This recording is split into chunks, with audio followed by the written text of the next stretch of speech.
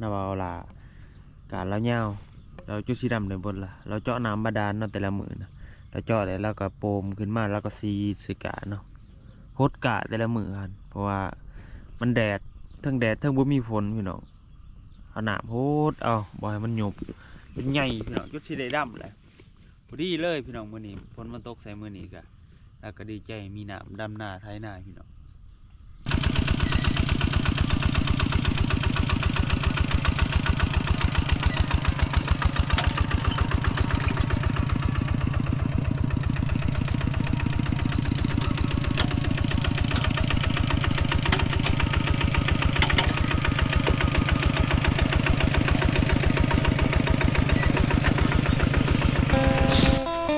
สบายดีเด้อพี่น้องการทุกท่านสบายดีย่ำสาวๆพี่น้องเนาะ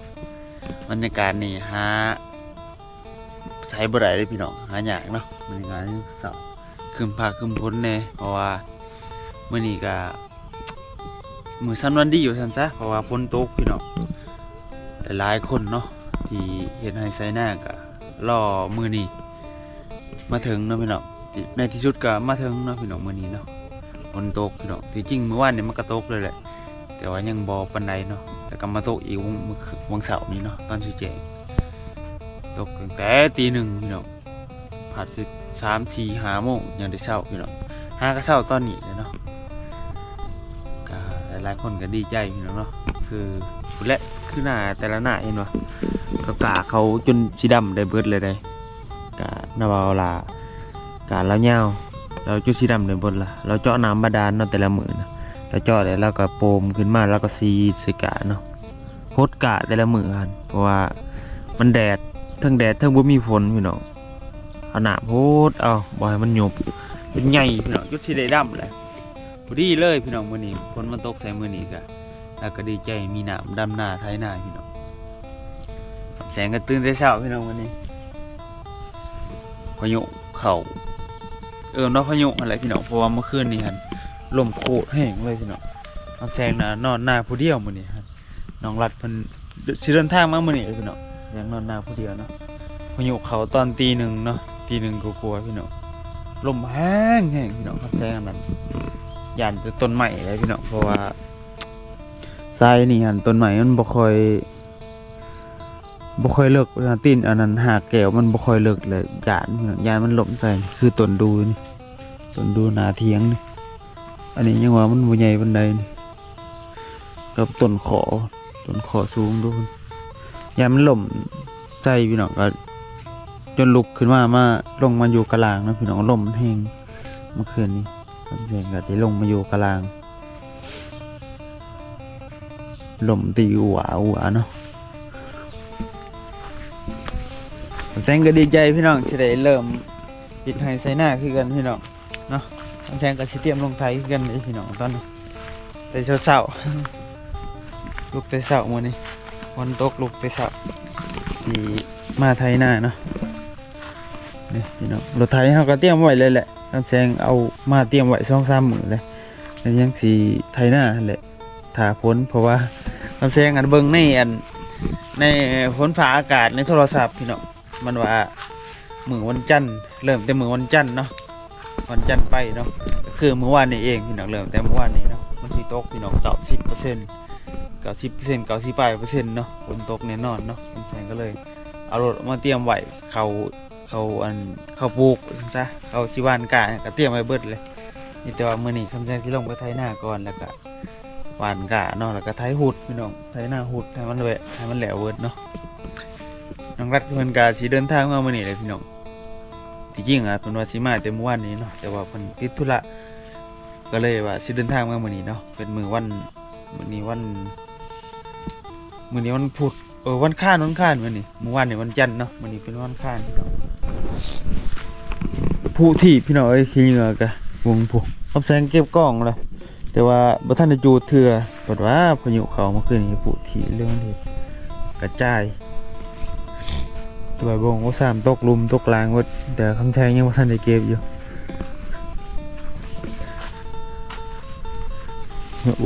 4-5 อันหมูมะลินน้ำยังกังเว้นเมื่อวานหมูก็มานอนน้ำแต่ว่า เมื่อคืนนี่ครับหมูบ่ได้มาหาเนาะพอดีแหละมื้อนี้น่าจะบางเทื่อหมูอาจจะมาซอยไถนาเนาะเพราะว่าฝนตกเลยดินัดกันกับหมูว่าสิมาไถนาซอยพอดีไปพี่น้องบ่ซักษาชื่อเวลาได้จังสิเอารถไถลงเนาะ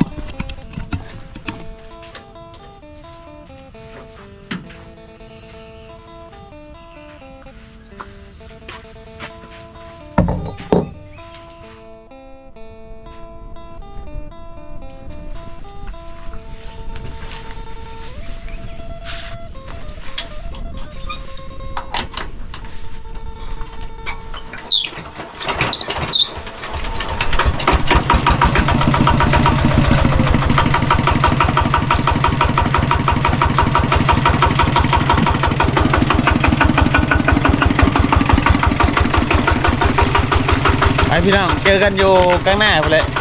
เดี๋ยวรถไถลงก่อน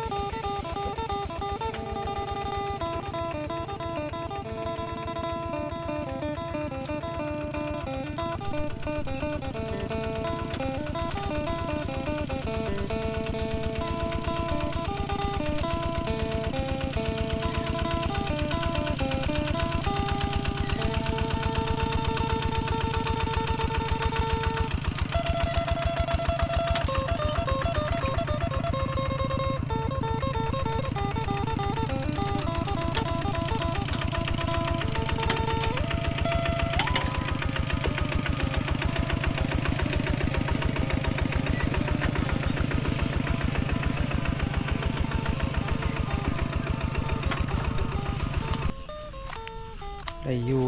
2 งานหน่อยพี่น้องงานที่3บ่จะไถต่อเนาะ2 งานหน่อยเดี๋ยวคำแสงสีเมื่อเอาเข่าก่อนพี่น้องเพราะว่าเขาหันคำแสงบริหนึ่งเขาอยู่หน้าเนาะ1อยู่บ้านไอ้กับเมียละ1อยู่บ้านคำแสงกับเมื่อเอายามเสาร์เนาะพี่น้องเมื่อเอาเข่าเลยจังสิมาใหม่พี่น้องเอ้ยมาไทยเอามือละเล็กมือน้อยและตอนเสาร์ก็3-4 งานตอนแรกก็3-4 งานให้มันไหลไปบ่หลายดอกพี่น้องหน้าคำแสงนี่แถวตัวนี้กับแถวตัวนี้2 แถวขึ้นไปนี่ลงมานี่ก็แม่นให้ตัวนี้ให้ตัวนี้ก็แม่นนี่ตัวคำแสงยืนนี่ไปผลเนาะตัวผลของเขาพี่น้องตัวผลให้ตัวผลเรียบตัวผลของเขาคำแสงตัวนี้ก็ไปผลนำพี่น้องคือเชนนั่นแหละพี่น้องคำแสงก็ลงคลิปทุกปีเนาะเห็ดให้เห็ดหน้าจางเอากะ2 มื้อแหละพี่น้องกระดำเองก็ประมาณ4 มื้อ5 มื้อดำเอง2 คน 3 คนเดี๋ยว2 งานเดี๋ยวเวลาลงมาไทยใหม่ขึ้นไปเมื่อเอาเขาอยู่ในบ้านพี่น้องเอาผ้าแบงเอาแบตเอาโทรศัพท์ไปสากนำเนาะเอาโทรศัพท์ไปสากไปอยู่บ้านบอกอยู่หน้าเฮาคำแสงอย่างใดโซลาร์เซลล์ก็ยังบ่หัวสีใดหรือบ่เนาะตาเบิ่งอีกพี่น้องยังเก็บเงินอยู่ซื้อโซลาร์เซลล์ใส่พอได้ไต่อยู่หน้าบ่เที่ยวออกเที่ยวเขาพี่น้องพอได้มีไฟไต่อันนี้เราต้องไปสากแบตเตอรี่อยู่บ้านแล้วเอาออกมาไต่อยู่หน้า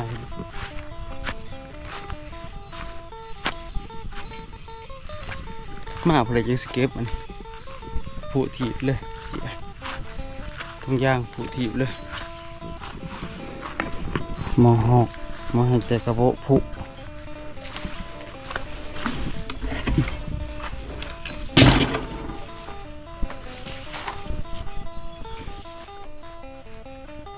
หัวก็เต็มพี่น้องเลยหัวก็ยังบ่ทันได้เฮ็ดอยู่เพราะว่าไผกั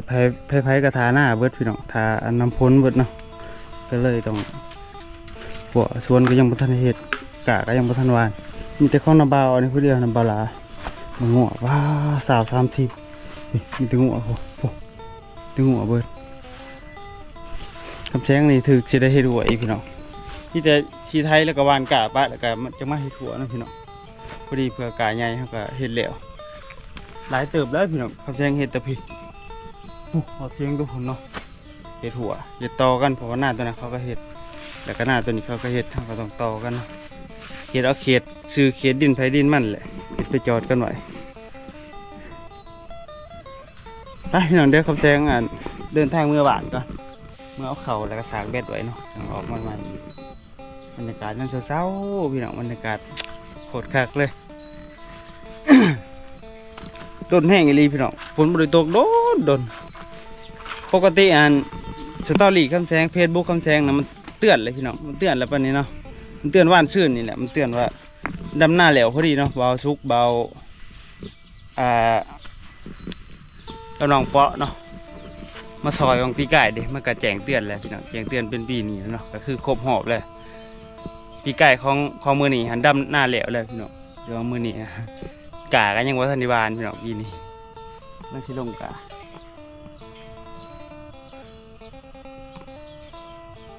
นี่หยาดต้นคอใหญ่ต้นหยาดต้นดูพี่น้องต้นดูหยาดเวลาพ้นลมแห้งๆเมื่อคืนนี้ลมแห้งแสงกระแลนลงมาอยู่พีเนาะตัวห้าสิได้เห็นว่ามันอย่างไรเนาะมันสีเหนืองๆนะบุหัวมันสีหลบมือใดพี่น้องถ้าลมไม่แห้งมือใดบุหัวมันสีหลบต้นใหญ่พี่น้องต้นประมาณหนา30เลย30 เซนเลยต้นไม่ดูรุ่นตัวใหญ่นะ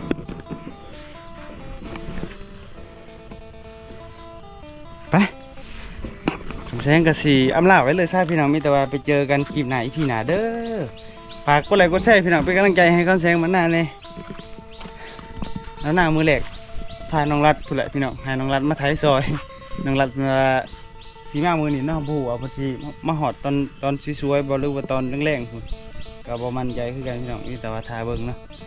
เดี๋ยวมานี่คำแสงสีใส่ง่ายเพื่อนให้เพื่อนไทยหน้าซอยให้เพื่อนไทยหน้านี่ไปเจอกันที่ไหนพี่หนาอย่าลืมพี่น้องกดไลค์กดแชร์แล้วก็ซับตะไคร่นำกดได้ทีอยากซับสนุนคำแสงก็สามารถสนับสนุนได้เนาะพี่น้องดูนี่หรือว่าซูเปอร์แตงไต่คอมเมนต์ของคลิปคำแสงได้เนาะพี่น้องหรือว่าอยากช่วยค่าขนมข้าวต้มก็สามารถทักมาเฟซบุ๊กคำแสงได้เนาะเฟซบุ๊กคำแสงบ้านหน้าเนาะพี่น้องเป็นภาษาอังกฤษแล้วก็เป็นตัวไทยเนาะไทยก็ได้อังกฤษก็ได้พี่น้องคำแสงบ้านหน้าตามชื่อใน YouTube เลยพี่น้องไปบ๊ายบายพี่น้อง